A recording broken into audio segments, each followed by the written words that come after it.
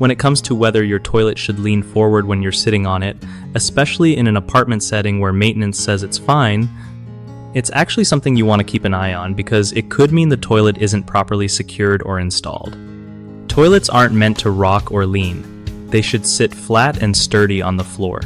If your toilet leans forward or shifts, it might be because the flange, the part connecting the toilet to the drain pipe, isn't flush with the floor or is damaged, especially if you recently changed flooring like switching from tile and grout to LVP, luxury vinyl plank.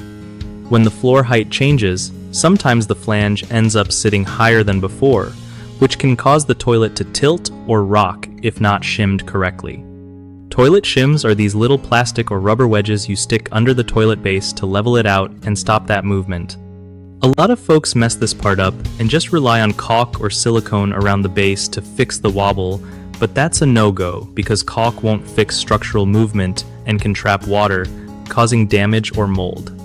You want to have a properly sealed wax ring under the toilet flange, and if there's any rocking, add shims until it's rock solid, then tighten the bolts carefully so you don't crack the porcelain.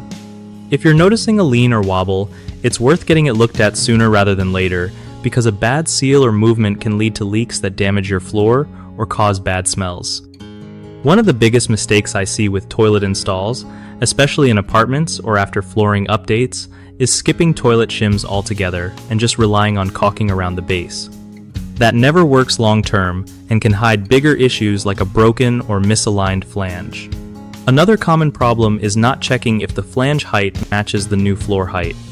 If it's too high or too low, your toilet won't sit right and will lean or rock. Lastly, over-tightening the toilet bolts when trying to fix a wobble can crack the toilet base, leading to costly repairs or replacement. The easiest fix? Use shims under the toilet base to level it first, before tightening bolts just enough to hold it steady.